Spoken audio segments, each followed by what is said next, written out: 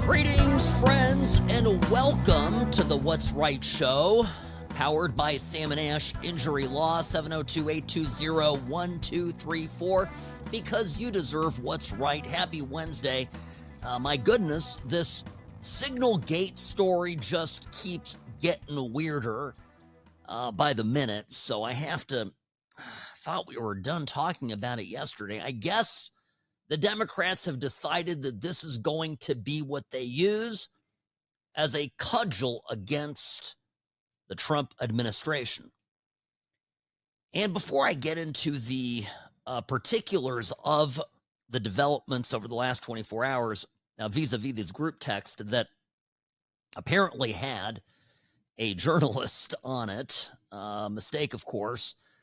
Guy is on the chat and not saying anything. He's just idly standing by, taking it all in, and screenshotting the conversation.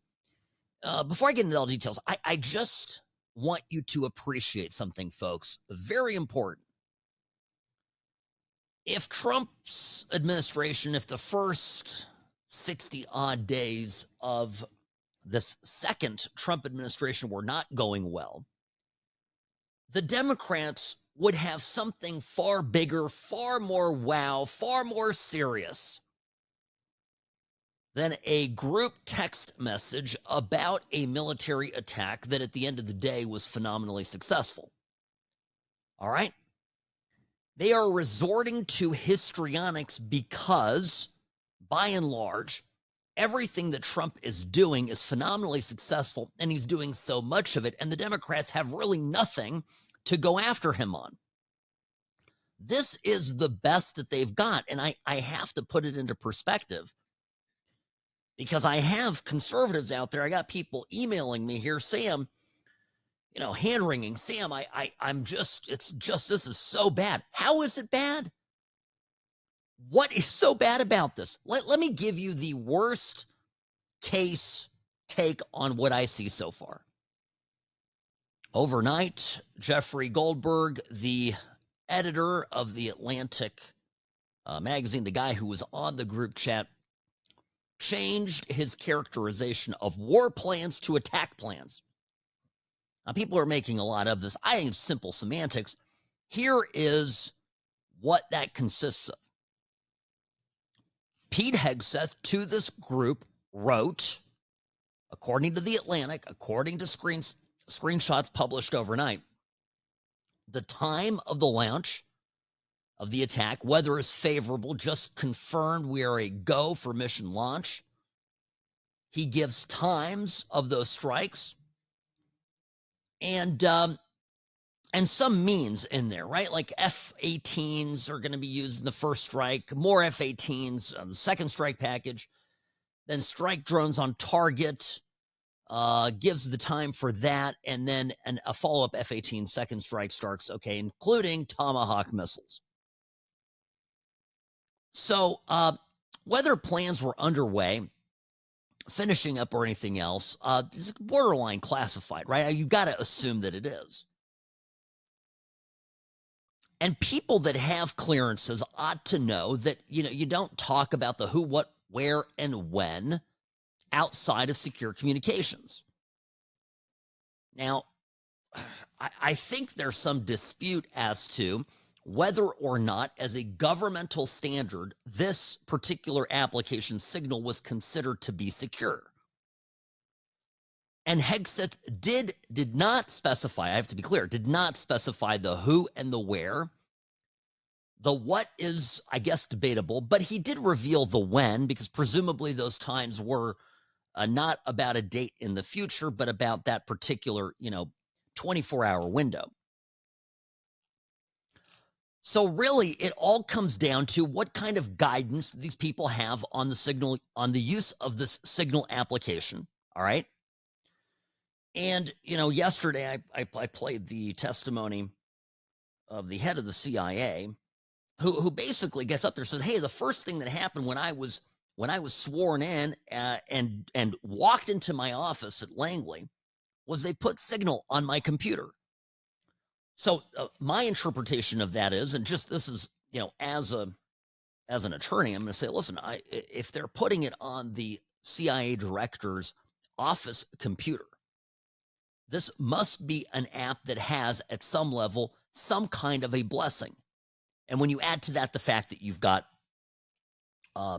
some records from the previous administration, from the Biden years, where they approved this app specifically for these secure communications, I don't know. I think it's a whole lot of nothing. Should it have happened? Of course not. But folks, I'm telling you again, if this is all that they've got, if this is the extent of what the Democrats have to beat Trump up with, then I don't think they've got a lot. Every one of these stories that I hear about some Democrat calling for the resignation of Pete Hegseth is absurd. I mean, Hegseth, by the way, I think it's fairly clear that Hegseth, of all people, was not the one to add this particular contact to the group chat.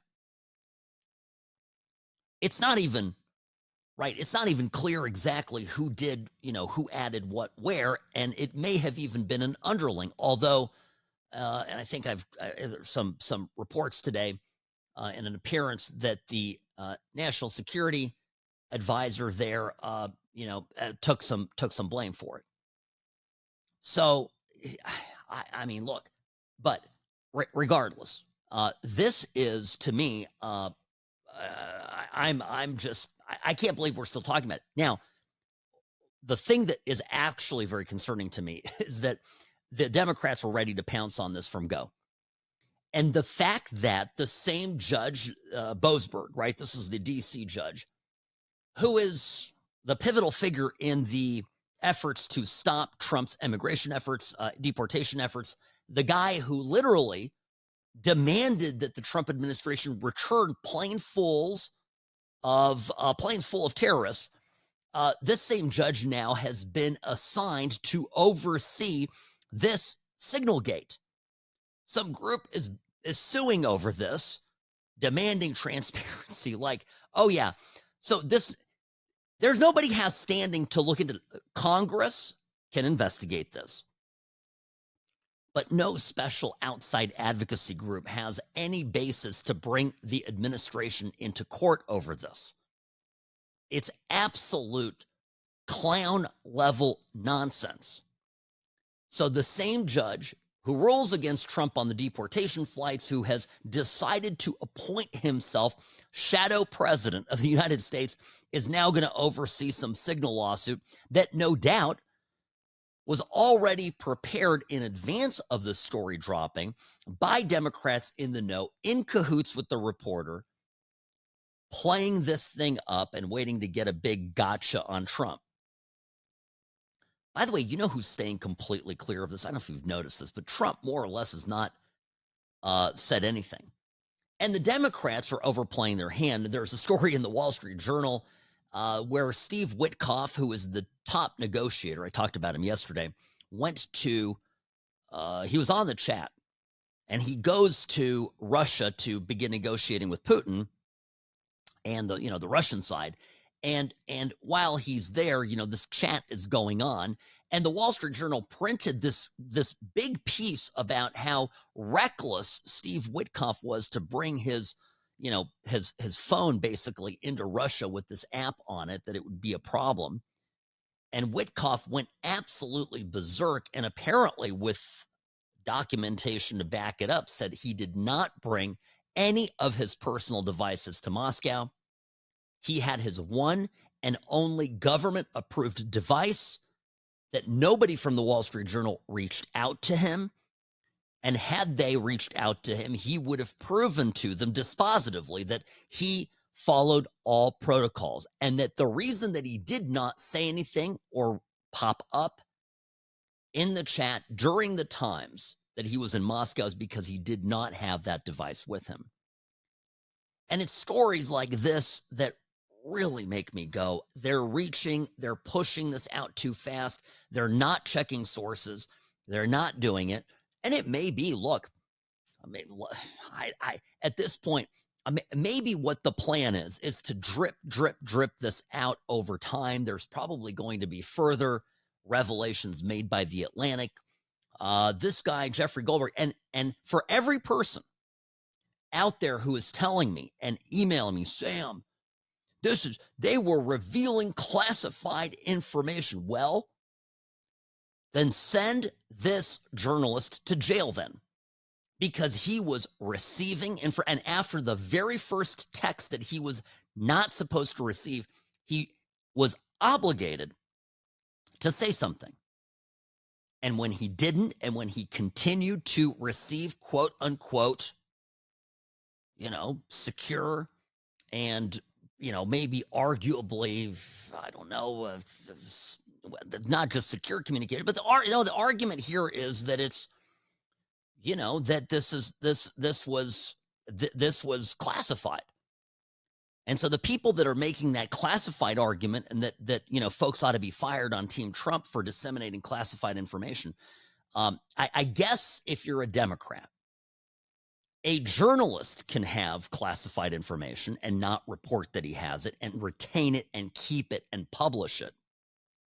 But Trump, as the then former president in 2021, cannot have a single piece of any kind of confidential government information. That is the grounds to immediately file federal criminal cases against him. That is Democratic logic. Makes no sense to me whatsoever. Sam Mirejovsky, News Talk 840, KXNT. Be right back after this break.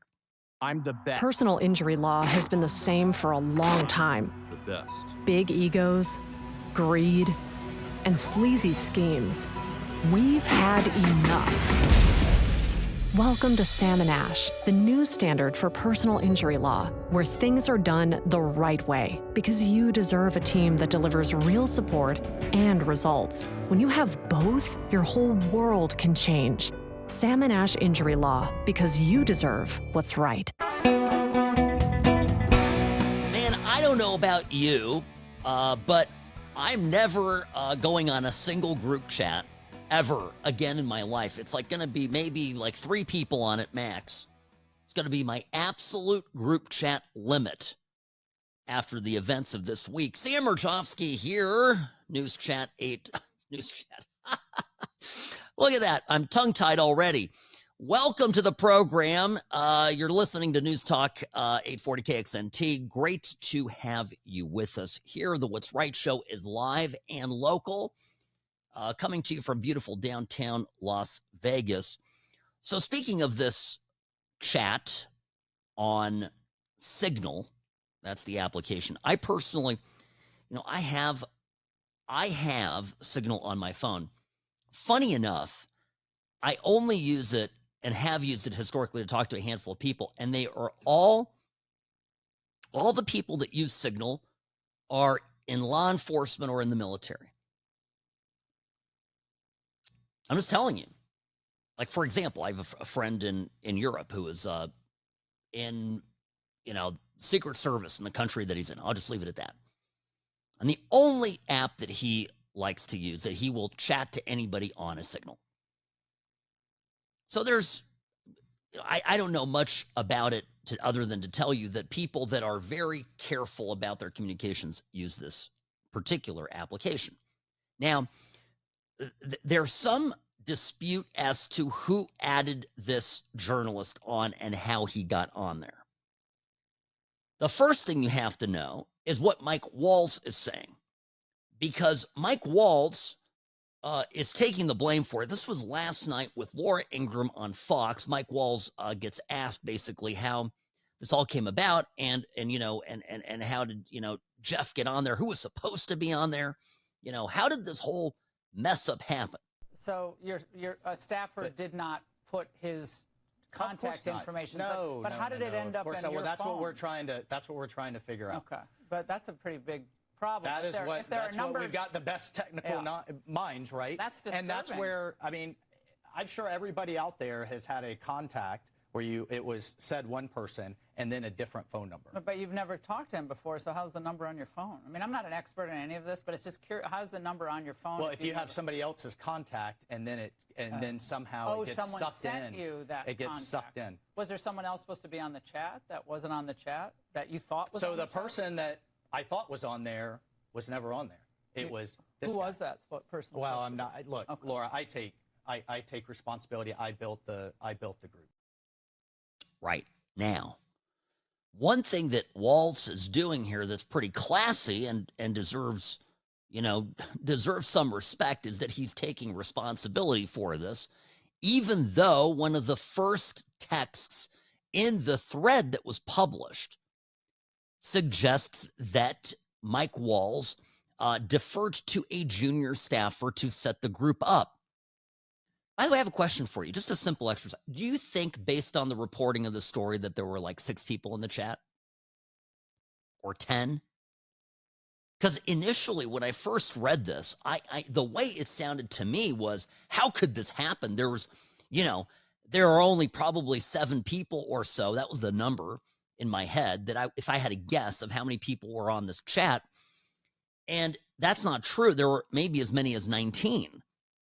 And that's a lot of, you know what that looks like when you got that? I'm just saying, it's not easy to determine who's in and who's out. All right, so who did it? And it's kind of inconclusive, but from the chat itself, Walls says, my deputy Alex Wong is pulling together a Tiger team, a deputy's agency chief of staff level, following up from the meeting in the sit room this morning for action items, and will be sending out later this evening. PIS provide the best staff POC from your team for us to coordinate with over the next couple days and over the weekend. Now, some sources, not particularly reliable, are saying, hey, this Alex Wong guy, and yes, there's a joke there. Wong number. Yes, I had to make it. That Wong is married to a U.S. attorney named Candace Chu Wong, who is one of the key prosecutors in the J6 cases. So you start to see that maybe this person might have done this on purpose, would be the allegation. I don't know if that's corroborated, one. And two, I'm still in the very much of the mindset that this is a mess up. But, if Waltz is, going to a team member to set this, chat up, somebody put it in. And the more junior the person or, assistant level person making a mistake, well, there you have it. Possible. And yet, at the same time, Mike Walls is not going on the networks to say, well, I gave this task to some guy in my office. I'm not going to tell you who. But he screwed the pooch. Whoops. Made a mistake. He's not doing that. So, of course, in the House Intelligence Subcommittee, these hearings were already scheduled. Now everybody is asking questions. And Representative Greg Stube from Florida is asking Tulsi Gabbard about the classified details. And Tulsi Gabbard says, basically, no, none of this is classified. The Democrats are obviously making the assertions that what was in the signal chat was classified and claiming that Secretary Hegseth put this war plan out to the world, which he clearly did not. Were there any names in the signal chat? No. Any targets? No. Any locations? No. Was there a unit name or location of that unit? There was not. Were there any routes described in the signal chat? No. Wouldn't an operational plan contain that type of information? Every operational plan I've ever seen has contained that information. Okay. What does this tell me? One of two things is true. The worst of the stuff so far has already gotten out, right? Been released by The Atlantic. Or Tulsi Gabbard just perjured herself in Congress. I'm going to go with the worst of the worst is out already. There are no operational plans. There is no classified information per se in this. Jeffrey Goldberg did not receive classified information. He's not a criminal, but he's a POS. all right, and a Democrat operative masquerading as a journalist, okay? And anybody trying to make more of it than that is a clown. To me, this is some sort of, it's an IQ litmus test. Like, if you are making something out of this beyond this point, get your head examined. And also, my other take, very important, I am tickled that this is the best they've got to attack Trump with. My gosh, how good are we doing? Take it for that, right? That's what it is. Sam Mirejovsky, News Talk 840, the What's Right show. We'll be back in a moment.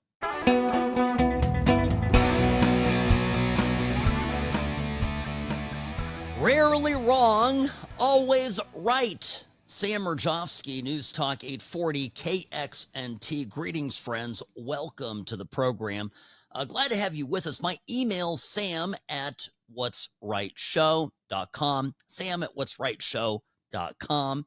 And, of course, on X, formerly known as Twitter, @whatsrightsam, @whatsrightsam. Okay. All right. Well, listen, I'm going to get to some election updates because we've got this smattering of special elections across the country, and I started talking about it in earnest yesterday. But I'm gonna do more of it here at the top of the hour. But first, California's got a recall, a second recall for Governor Newsom. It matters to everybody in the country because this recall, if successful, could spell political doom for Newsom going into 2028. Newsom right now, whether you like it or not, is the front runner for the Democratic nomination. Everybody knows this. It's not a particularly well-kept secret, right? So Newsom is doing everything to rehabilitate himself. So this, let's see. What do we got to collect? What do we to get this Newsom recall off the ground? 1.3 million valid signatures. So let's see. That's by May of 2025. Is that the deadline? Because it's 160 days from the notice, and it's an adjusted legal timeline. So they've got to actually get this thing off the ground first. Right? It's not a done deal. That's the threshold. Now, the 2021 recall succeeded. They succeeded in getting the 1.3 million signatures. They got it on the ballot. They had an election, and Newsom defeated it significantly, 61.9% win for him. But that was before the fires. That was before wokeism is dying and he's pretending to not be part of it. That's before his abrupt turn on Latinx. And it's before, of course, Newsom, I think, acting the fool in the wake of the fires, following the fires, not just in the lead up, and being more of a media celebrity than an acting governor. So, 60 to 90 days, the special election, it's likely that this recall election would be between August and October of 2025. So that's the timeline. I mean, it's not a done deal. I think that they're going to get the 1.3 million signatures. I think they're going to get it. If they got it before, they're certainly going to get it now. And the reason I say that is because I think folks in California have had it up to their gills with Newsom. And folks before that may have voted to keep him and retain him as governor now are absolutely pissed off. Mismanaging a major disaster is kind of a big deal. You can't just walk away from that. Somebody the other day was talking to me about Nevada. And, I was talking to a listener who emailed me, and we had sent me a nice email, and I ended up calling her. She left her number, and so I spoke to her, to Tina, if you're listening, enjoyed our talk. And both of us are, recovering Californians, although Tina wisely left California when I was about 10 years old. So she's been here in Nevada for a bit longer than me. But the gist of the conversation, we're talking about Sisolak. And, you know, here in Nevada, of course, we were the only state that got rid of a shutdown governor. So this is that's a big deal. I mean, I understand, you know, I understand that there hasn't been a lot of accountability, and Gavin Newsom was one of the true villains of COVID. And the reason I always keep talking about COVID is I go back to it as one of the most awful and important and teachable political events of my lifetime. Is it as dramatic maybe as the fall of the Berlin Wall? Well, maybe not globally, but in some ways, yes, because governments across the world decided to go full totalitarian. And it was led by people like Newsom. And Sisolak here in Nevada just, you know, followed it, you know, because he, you know, lacked his own direction. So taking cues from Sisolak, from Newsom in Sacramento was part of our plan here in Nevada. But why is this important? Why am I talking about COVID now and the recall and the fires? We are finally coming to a reckoning. We're in the midst of it right now for the insane liberal left-wing totalitarian takeover of our country that began happening during Trump's first term, when the establishment, the Democrats and some Republicans got together and decided that they were going to sabotage Trump in every way possible, and that culminated in COVID. This is something we can't forget. COVID wasn't about COVID. COVID in 2020 was Democrats seizing an opportunity that they immediately recognized to be right in front of them that they could use to win the election. And I guess, you know, I'm going to say win, air quotes, win the election. They immediately recognize, hey, if we have a public health crisis, we can get more mail-in ballots. We can extend voting. We can do all the things that we already have known to be very effective in increasing our Democrat vote totals. And they ran with it. Plus, they could beat Trump up over it, right? The reason COVID wasn't a lab leak and just was a virus that spread out of control was not because anybody was seeking to really protect China, was because they were trying to lay the blame at Trump's feet. I have said this over and over again. If the virus had exploded in year 2 of Biden's presidency, the global response, certainly in the West, would have been radically different to COVID. The Americans wouldn't, you know, Fauci wouldn't have sabotaged Biden. The Europeans wouldn't have followed that lead. The world would have treated this as a bird flu and moved on. But because Trump was in office and because there was this already giant effort to do anything possible to get rid of him, COVID was used as a pretext. Everything was Trump's fault.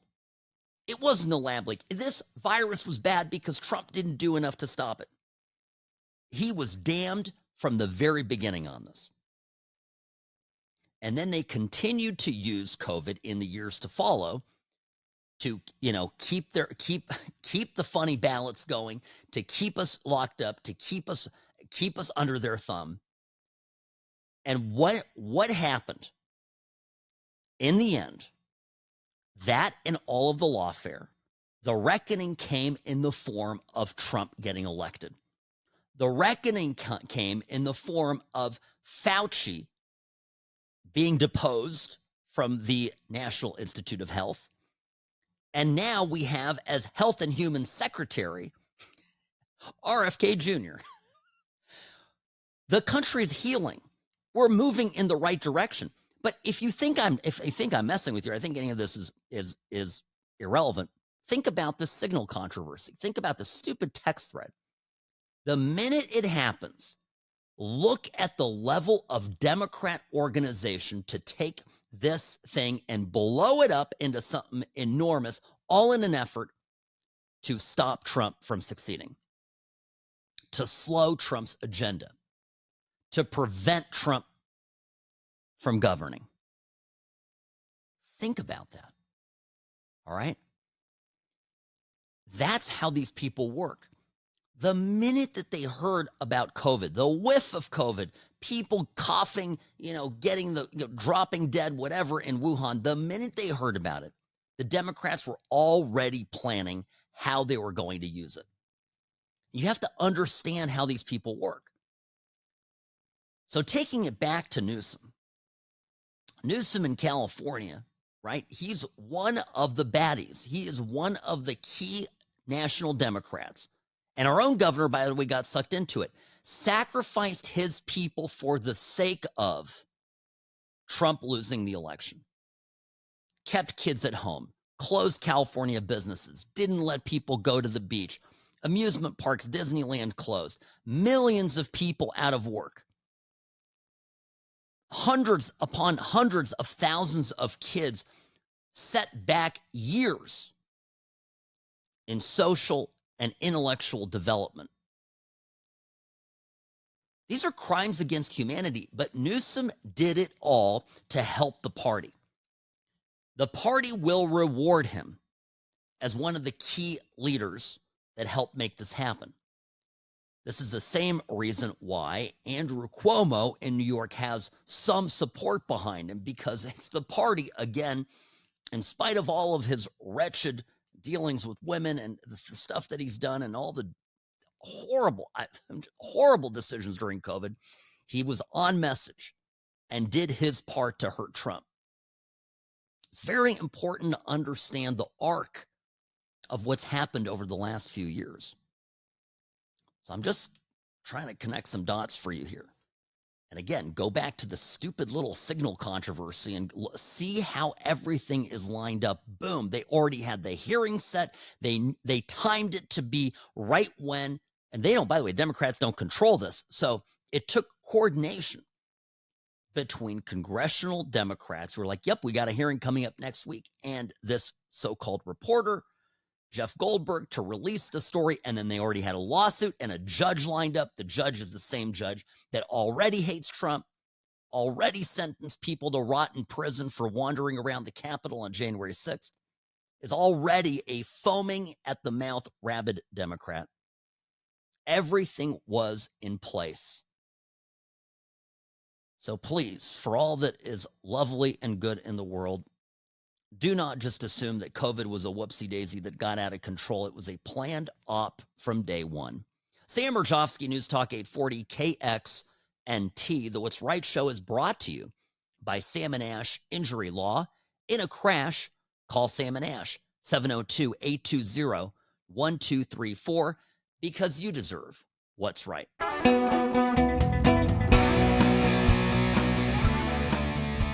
Hi, welcome back. Sam Mirejovsky here, News Talk 840 KXNT. The What's Right show is brought to you by Sam and Ash Injury Law. My email, sam@whatsrightshow.com, on X @whatsrightsam. So friends, LA, this is a great story here, and this will give you some hope about the makeup of Congress in the future. There are a lot of congressional districts, for example, in California, cleaning up California elections. If you don't live in California, if you live in Maryland, for example, you live right here in Nevada, where I'm at, in Las Vegas. California elections matter to the entire country, because if they conduct clean, lawful, fair, no fraud or little fraud as possible, elections, then it's more likely that Republicans will win. I'm convinced that there are at least 3 to 4 congressional districts that in 2024 should have gone to Republicans. Convinced of it. Now, any effort by Trump, and he's begun this, right? Yesterday we had the executive order saying, look, California, any aid that you get, any money that you get, any federal dollars as discretionary spending by the executive branch will be conditioned on you cleaning up your elections. And this is where it gets kind of cute because, of course, at the same time that Trump is doing this, the timing of the executive order coincides with some acute financial need coming out of California. It is not a shock that a state run by Democrats is in absolute financial tatters. And Karen Bass, the bozo mayor of Los Angeles, the one that was visiting Ghana as an envoy of the Biden administration as Los Angeles was in flames, and then had to rush back. Oh, what me? I mean, things are fine. Everything's fine. Oh, what? Thousands of homes gone? Whoopsie daisy. Karen Bass, on Monday of this week, had to go up to the Capitol, hat in hand, had her little sandwich board, begging for money. How much? About $2 billion. Here she is talking in Sacramento to reporter Ashley Zavala. What's your message to California taxpayers and other parts of the state who sort of see these challenges ahead for the state while you yourself have your challenges? Right. And we are fortunate to have the state legislature and governor that we do. And we are concerned because we don't know what awaits us from Washington, D.C. But the state will have a better sense of the finances after April 15th when taxes are due. The May revise when the budget is updated based on the tax returns will give us a better idea. But that's why we're here now, because the subcommittees in the Assembly and in the Senate that decide the budget that the governor put forward are meeting right now. So we want to make sure that LA City is included in that. Oh, I just want to make sure that everybody knows that the city of Los Angeles is completely screwed. And isn't it funny that this interview happened, and I missed it in the moment. We were talking about all sorts of stuff here this week. It's been a busy week. This interview happens on Monday. And Tuesday, Donaldus Maximus signs an executive order saying, yeah, California, you want a single solitary red cent.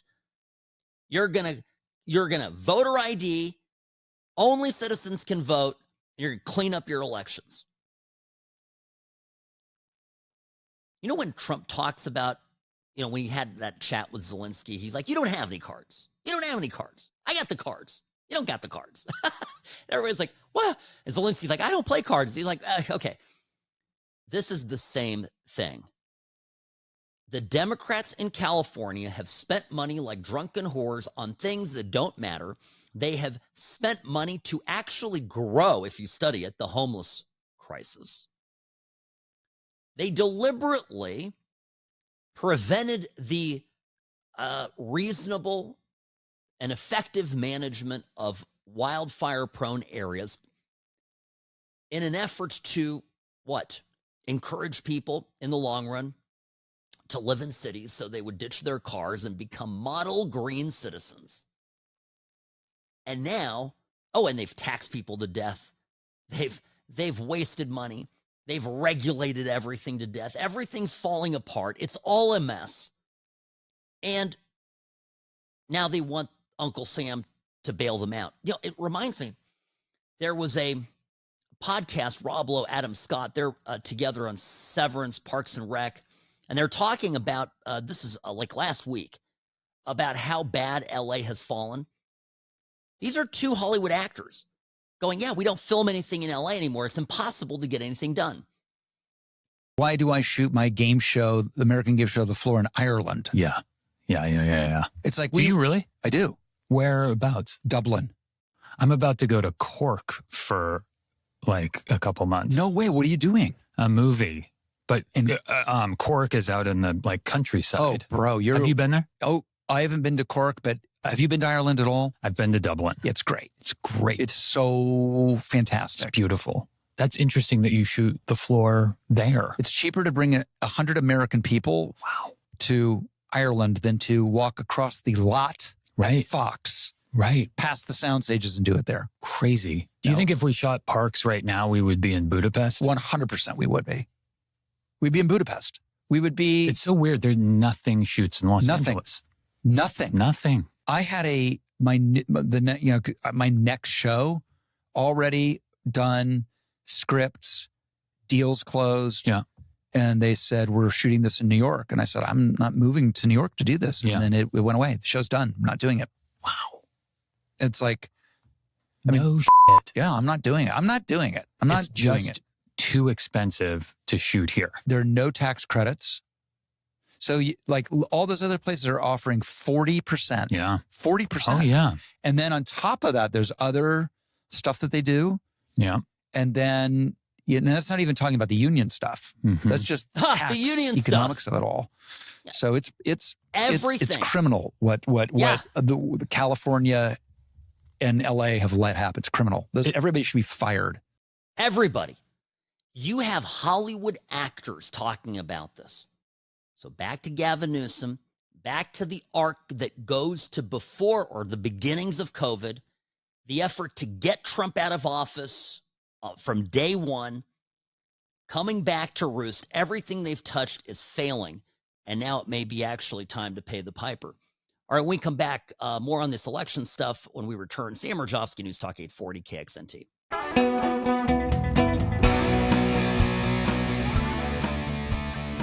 Greetings, friends, and welcome to the What's Right show, brought to you by Sam & Ash Injury Law, your place for common sense conservatism, Monday through Friday, 1 to 3 p.m., right here on News Talk 840 KXNT. So there was a special election yesterday held in Pennsylvania, the 36th State Senate District. It is a Trump plus 15 district.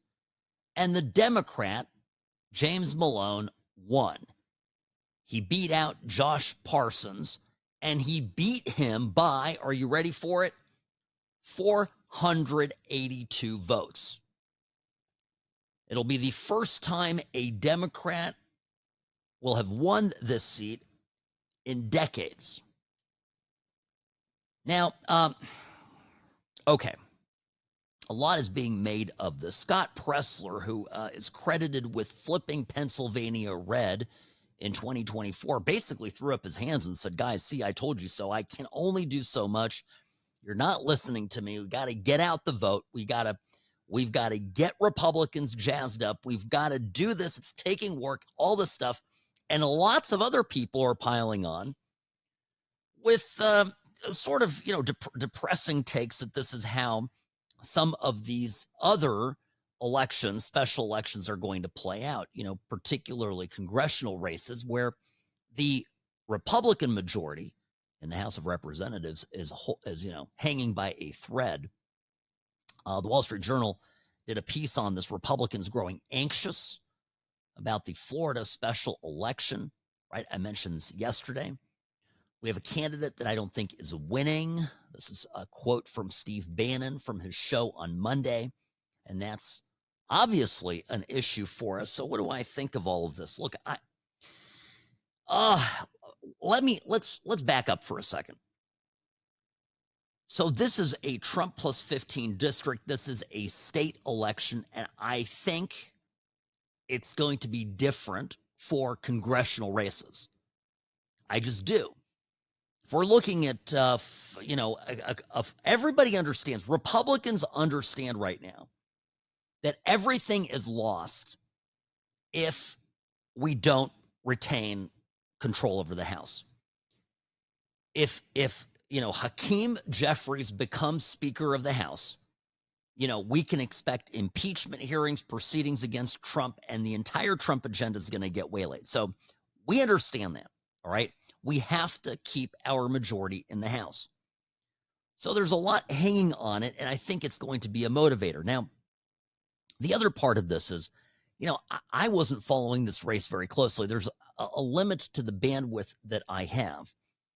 But this is a Pennsylvania, state Senate district, and the Republican, by many accounts, was just not a very good candidate. The candidate matters.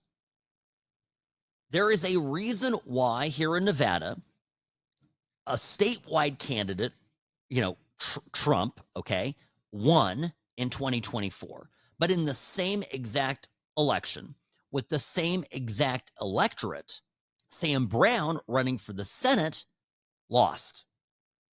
And what's the reason? People are enthusiastic for Trump, and Trump persuaded independents to go his way. Now, Pennsylvania might be a plus 15 district, lots more Republicans than Democrats. You still got to get the Republicans excited. Now, we'll talk about the congressional races here. I'm happy to get into the weeds of it, but it is a reminder here in Nevada, and I hope to goodness that Governor Lombardo and his people are listening to me right now. It is an example of how you cannot win a statewide race if you don't get the Republicans out there to vote for you.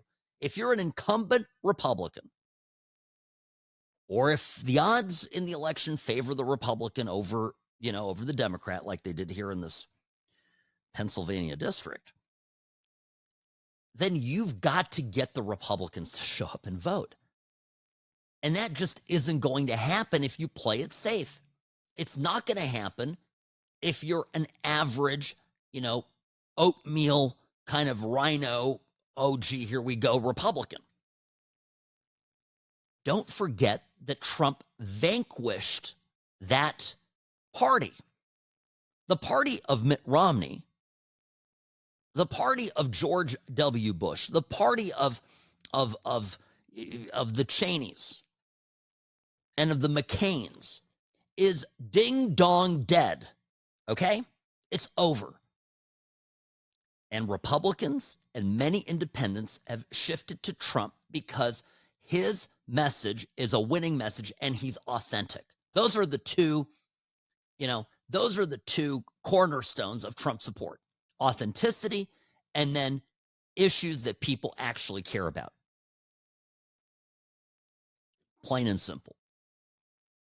Now, I have another point to make here. The Republican Party needs to start thinking in modern terms.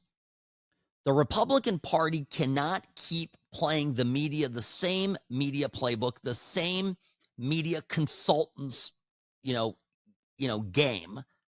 And this is part of the problem in California. I'm convinced in California in 2024 there was a lot of fraud. But I also know some of these congressional races that were running and the people running in them. Like, I'll give you an example. Scott Baugh in Orange County. Scott Baugh, I've met him a handful of times. Scott Baugh is a complete and total loser Republican. I don't know how else to put it. And he couldn't win in Orange County. He couldn't win in Newport Beach. Why? Because he's just a rhino. He's just a political hack. He just runs every few years for some office and schmoozes with the Republican Party elders, and he's just a loser of a candidate. There, I said it. So the candidate matters. And I'm not, Sam Brown is I think a great human being. There's no way would I describe Sam Brown as a loser here in Nevada, but I think it was a loser campaign, sadly. And I invested several $1,000s in it out of my personal checkbook here. So I'm talking to you folks as an investor that that didn't do well on that investment, right? Sucks.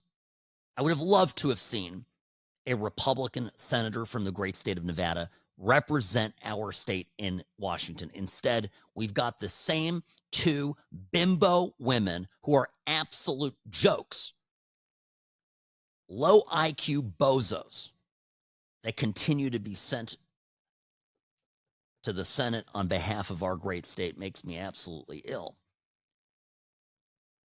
So when we look at these elections, I think this is a state race. People are like, oh, state race, whatever. They're all focused on the national stuff. And and look, Scott Pressler tweeted out, he goes, I asked for help. No one would help us. Illinois Democrats poured $100,000 into a PAC in this little district. Republicans are busy celebrating and posting on social media. It makes me question if I should continue doing this work, close quote. And this from a guy who literally delivered a state that was turning blue back to Trump in 2024. Trump is in the White House in part due to the efforts of Scott Pressler. Pressler is the future of the Republican Party. But the thing is, back to Scott Baugh and some of these loser candidates, it's not just their loser, they hire the same dumb Republicans, same old political consultants. The political consultants charge a bunch of money. They say, this is how we're going to run the race. They tell the candidate what he can and can't do. And gone is the authenticity. And authenticity is what people want now. People want a candidate that speaks from his heart. They want a candidate who speaks his mind. They want a candidate who maybe doesn't get it perfectly right in every instance, but they know where he stands. They know him as a person, for better or for worse. When you watch Sam Brown in this last election, I'm speaking to all you Nevadans right now. When we saw Sam Brown, you really feel like he was out there like being himself 100%? No, he was a managed candidate. And that's because the people around him were telling him, okay, do this, do that. Okay, support Trump, but not too much. Or do this, but not too much. But do that, but not too much. Everything was qualified. And the best example of this politically, I think, in the last 5 years is none other than the governor of Florida. Because Ron DeSantis, when he ran in the primaries, was the most managed candidate. And by the end of that disastrous run, where I know Trump chopped him up and spit him out, but really the problem was that DeSantis couldn't be himself, couldn't be authentic, couldn't do any of it because he had all these people that had given him enormous sums of money telling him, do this, do that, something different. Okay, less of that, more of this. Every day, DeSantis was on the phone with somebody telling him what to do and what not to do. And the result of that was, a spectacular flameout. So I don't agree. A lot of people are writing, well, it looks like Republicans could only win with someone, who's orange and named Trump. No, Republicans can win on the Trump platform, on the Make America Great Again platform, with candidates that are real human beings who communicate openly and from the heart. That is the winning formula. Sam Mirejovsky, News Talk 840, KXNT. This hour of the program is brought to you by Sam & Ash Injury Law, because you deserve what's right. The Sam & Ash team, they wanted me to have the best care. They had my interests at heart. I have an enormous amount of gratitude. I cannot say enough thank you.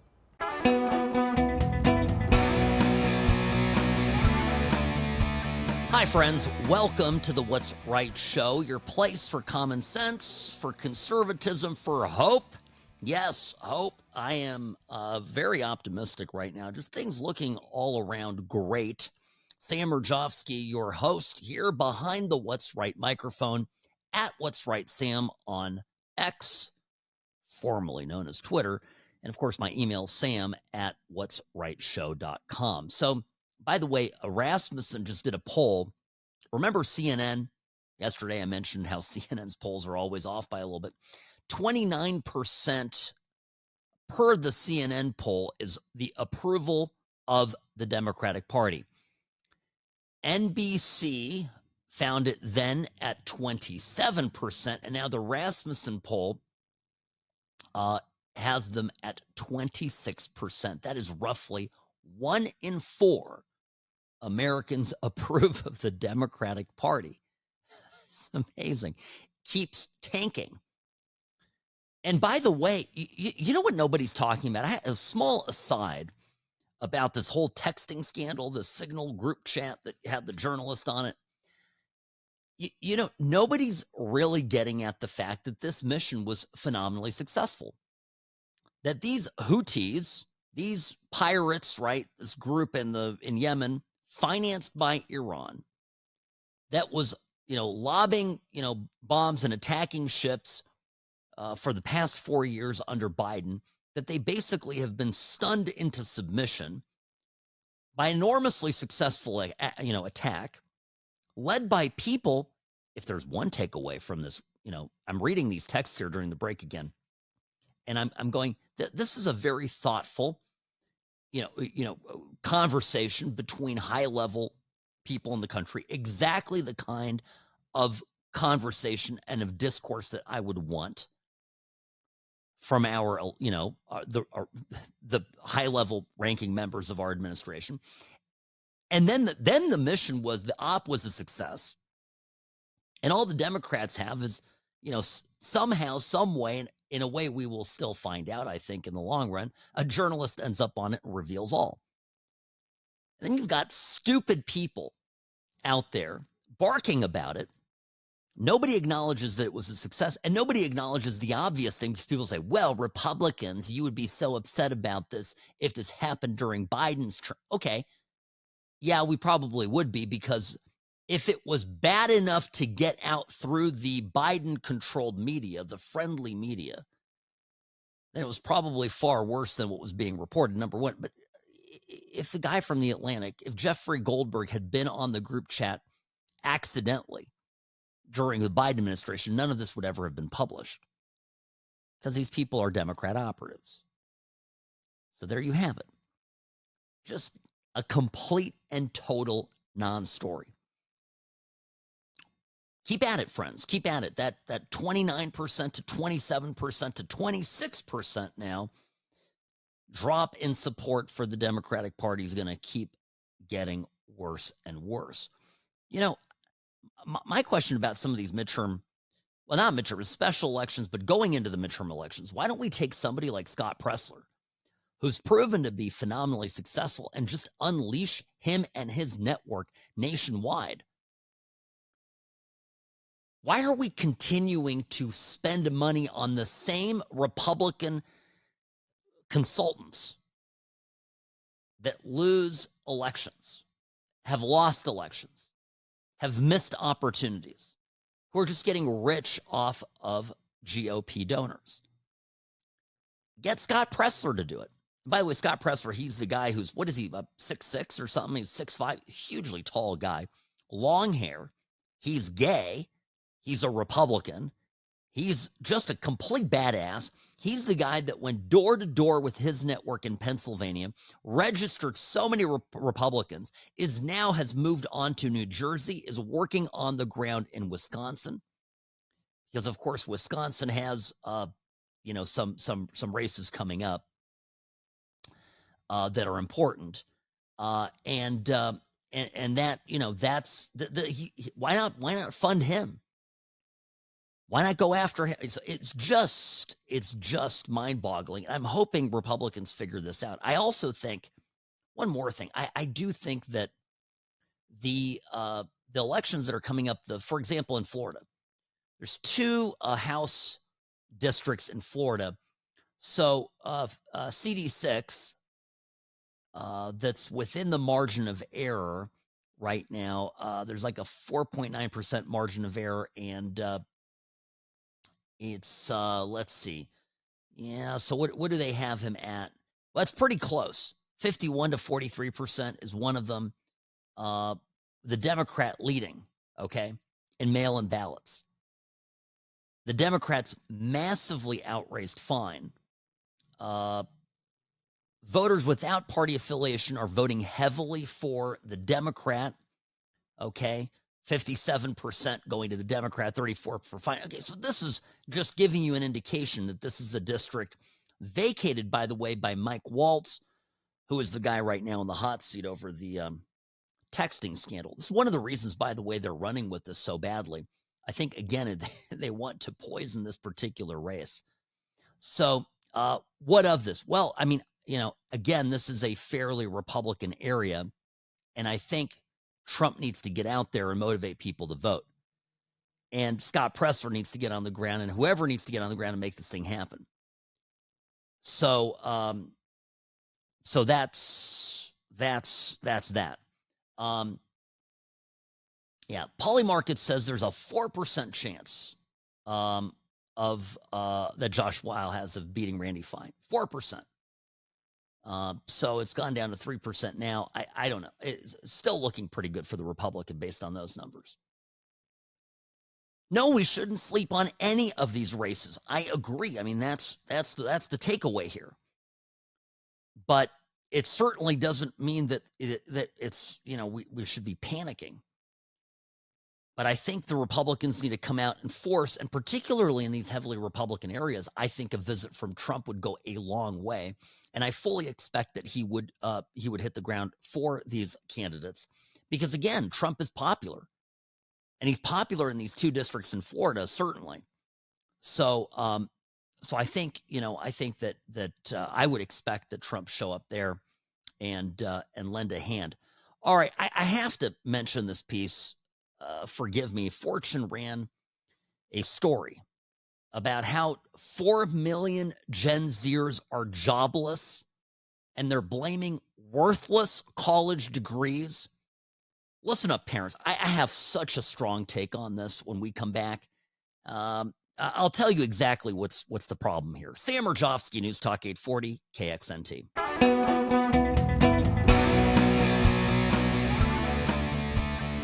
Hi, welcome back to the What's Right show. Sam Mirejovsky here, Nevada's favorite recovering Californian. Happy Wednesday, folks.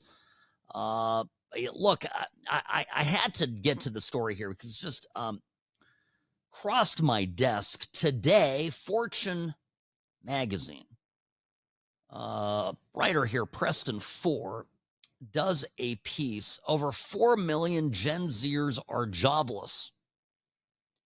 And experts, quote unquote experts, blame colleges for worthless degrees and a system of broken promises for the rising numbers of NEETs. Now, what's a NEET? N-E-E-T. That's an interesting word. This is, I guess there's a not in education, employment, or training. So no longer in education, employment, or training. That's what a NEET is. N-E-E-T.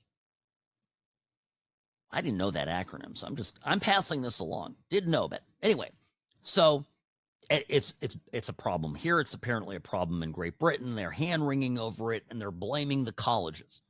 And they're blaming broken promises and all this stuff. Okay. Let me tell you what the number one issue is that I'm seeing.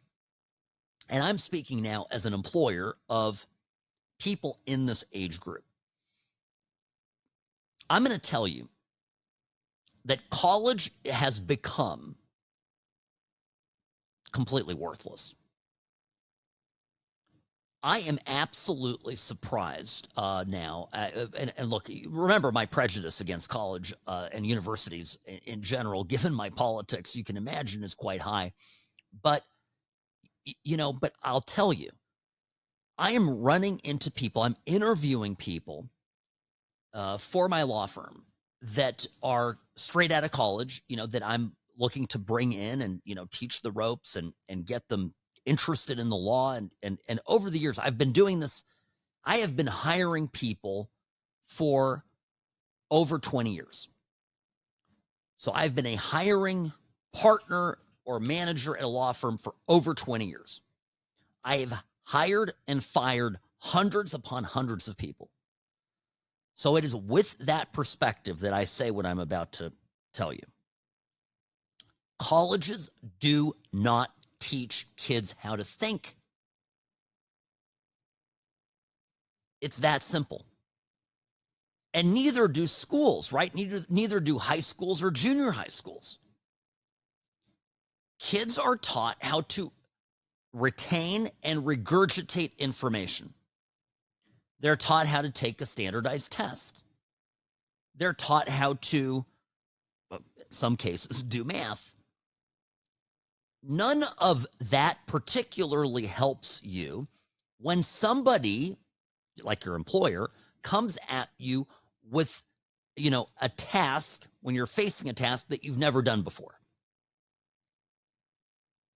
And what happens is, right, if you teach young people, and I think it needs to happen even before high school, but certainly has to happen by college. If you teach them to think, and you teach in a way that makes the student, forces the student to find their own answers, then what you get is you get a student that when they're in the workforce, that person can go out and can figure out problems on their own. If you have a job at a, let's say at a personal injury law firm, let's say at Sam & Ash, and you're working on a file and there's, you're helping get medical records. There are probably 1,000 different, maybe more, permutations of how a particular, problem can arise with obtaining a client's medical records, right?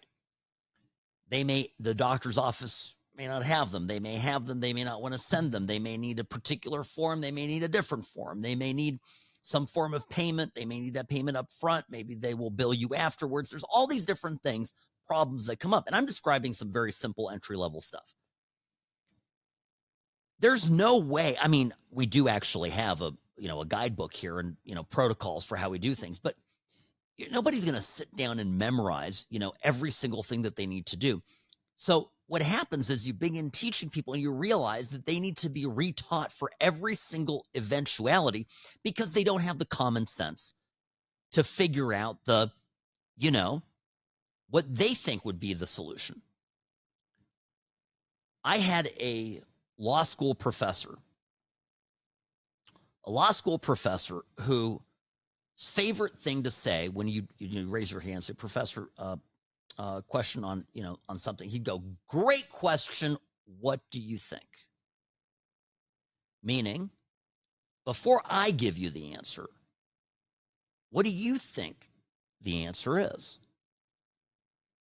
And honestly, even as recently as law school for me, I can tell you that I had some good teachers in high school. I had some good teachers, great teachers in junior high. And I had parents that taught me to think. But it wasn't until law school and the Socratic method that I really began being taught this way. And I'm telling you, I think our entire curriculum needs to be changed to really put kids on the spot and make them answer questions. But you can't do that in remote learning. You know how many classes still are remote? Look at UNLV right now, right here in Las Vegas, the University of Nevada, Las Vegas. I don't know what percentage of the classes are online, but I think it's pretty high. My guess, just talking to the handful of people that work here at the firm and also go to school, is that it could be as high 30, 40, maybe 50% of all classes today, now in 2025, are still online. What kind of putting a student on the spot and asking them questions is going to happen on a Zoom, call with 60 or 70 kids, where probably they're running ChatGPT in the background? Answer, it's not going to happen, of course. And so what I've started to do, by the way, in interviews, because we used to, interview somebody and basically kind of say, look, if you've had a college degree and you went to school and, you've demonstrated that you can jump through hoops, you've got the minimum requirements for us to teach you the rest. And I have been burned recently by having some folks that have gone through good schools even and proven themselves to be absolutely stupid. And it's sad because they're not natively, it's not a lacking, problem of native intelligence. It's just that their brains have never been developed. And so I've begun asking probing questions. Well, what do you think this business is about? Let me give you a problem. How would you solve this? I ask those kind of questions in interviews. And it's funny enough, I had an interview like that today. And it's, and I take this so seriously that I personally now re-interview even for receptionist positions here at the firm. I will be the last interview. And the reason I do this is because I need to make sure that the person that I'm bringing on here can think. Or at least that there's a hope that I can teach them to think. These students would be better served, it's my thinking. If you're 18 and coming out of high school, you'd be better served to work somewhere in a company making some low wage, $8 an hour, $10 an hour, and that company teaches you how to succeed in the world. Instead, the way this has all been set up is that you, the 18-year-old, takes on hundreds of thousands of dollars of debt to get a degree that doesn't teach you how to do much of anything practical and no longer signals to employers that you are worth hiring. In other words, yes, in that extent, in that sense, Fortune magazine and Preston 4 are absolutely right. These schools are failing kids. And this is why higher ed needs a complete rethink. These universities are focused on stuff that doesn't matter. I don't give a rat's rear end about social justice. In fact, I don't give a rip what your politics are at all. A funny story for you, by the way. I had somebody call into the firm, into Sam & Ash Injury Law, and speak to somebody here in this office who is Hispanic. And I guess they were frustrated by the conversation, and they made a snide remark. And the remark was, you must be a DEI hire. And my guy comes up and talks to me in my office and goes, tells me about this. And I said, well, I hope you responded. Oh, I did, boss, I didn't know how to respond. I said, what do you mean? Tell him Sam hired me. Sam doesn't hire DEI people. He hires competent people. And Sam hired me personally, and I've worked with him for 6 years. So I think, that should speak for itself. Throw it back in the person's face. Somebody mean said that. Well, what's my point?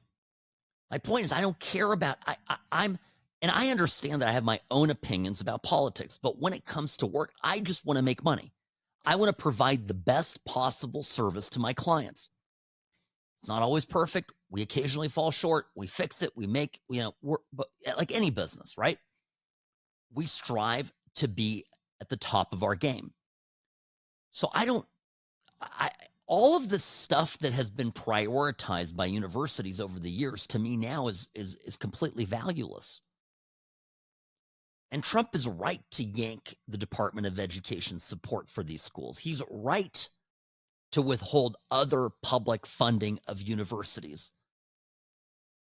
That instead of producing productive citizens into society, is radicalizing young people, making them hate America, and perhaps worst of all, rendering them completely useless in this new world. The only thing that we have as of right now over, and it's not going to last long, over AI, is that we have, and I've noticed this using a number of the AI platforms, particularly Grok, and I keep mentioning AI is going to radically change the job market. It's coming. The one thing that we have is that we have a little bit of common sense. We have some perspective that's you can catch AI doing something stupid and then not to follow it. But if we don't teach people common sense, young people, right? If we don't get people to answer their own questions or to think about things critically, if we're just asking them to regurgitate information and take tests and pass tests and graduate and pay hundreds of thousands of dollars for the privilege and become pro-Palestine protesters, we're failing as a society. This is systemic failure at scale. Sam Mirejovsky, News Talk 840, KXNT. The What's Right show is brought to you by Sam & Ash Injury Law. In a crash, call Sam & Ash, the only law firm to trust for your injury case. 702-820-1234, because you deserve what's right.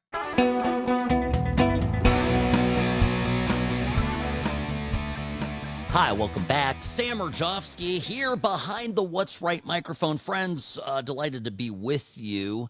Wonderful to see yesterday in our state's capital, in Carson City, Nevada, the brave women and the UNR volleyball team that forfeited last year to San Jose State, who had a biological man cosplaying as a female player. And they stood in solidarity with the volleyball teams of Southern Utah, University of Boise State University, University of Wyoming, and Utah State University, all in that particular championship. Had the same problem, again, all with this one particular team in the conference that insisted on having a male player. So here is yesterday, in a testimony to the Nevada State Legislature Assembly Committee on Education, and UNR volleyball captain Sia Lilly. And I just thought this was absolutely wonderful and great to see. According to a study performed by the UN titled Violence Against Women and Girls in Sports, as of March 30th, 2024, over 600 female athletes in more than 400 different sport competitions have lost more than 890 medals. As a female athlete that has been directly impacted by the participation of transgender athletes in women's sports, I ask you to end this now. Please protect the future generations of female athletes from the mental, emotional, and physical warfare many female athletes have had to go through already. My question to those who want to diminish the opportunity for this bill to be heard, or even would vote against this bill, is how many more female athletes are going to have to get hurt, forfeit matches, lose out on scholarships, undress in front of men in their locker rooms, and even see full male genitalia involuntarily before you do something? How would you feel if it was your daughters, nieces, and even grandchildren being faced with this situation?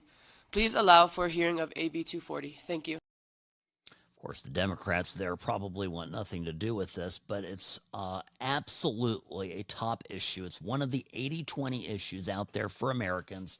And Democrats are on the wrong side of this. There were two beautiful 12-year-old girls who also in that same hearing pled with Democrats to please, please, please hear AB 240, please. And their testimony was also excellent, just beautiful. They wanted to, the two 12-year-olds went in and said, hey, we got to keep girls' competitions fair. Boys are boys and girls are girls, and they are built differently, said one of the 12-year-old girls testifying. Victor Jakes, a friend of the show and, of course, a journalist with the RJ, tweeted out, quote, I never thought I'd see 12-year-old girls having to explain basic biological realities to Democrats. Now, I have to say this. This is an absolute winning issue for Lombardo. And in fairness to Lombardo, he made a statement at the time that this controversy was going on. And his statement was, just so we go back to, where Lombardo stood on this. As I've said previously, I believe there are competition and safety concerns with this issue, and it's irresponsible for the NCAA to put student athletes in a position of balancing their personal safety against the school's competitions and sports that they love. And he wrote that the student athletes of UNR have determined that they do not want to play against San Jose State, and I wholeheartedly respect the decision of the players. No student athlete should ever be pressured to play a game where they don't feel safe, period. The NCAA has a responsibility to address this issue in a consistent way. Now, also is true that back in 2023, Lombardo was one of 9 Republican governors asking the NCAA to ban transgender athletes from competing in women's sports. Now, my one thing that I'll tell you is I think Lombardo needs to continue hitting this point really hard, because Stavros Anthony, lieutenant governor here in Nevada, my good friend, wrote, proud of these female athletes visiting the Capitol building, lobbying to protect women's sports in the Nevada legislature today. These brave young women led by Sia Lilly doing a great job talking to legislators about preserving opportunity, fairness in women's athletics. It's very simple.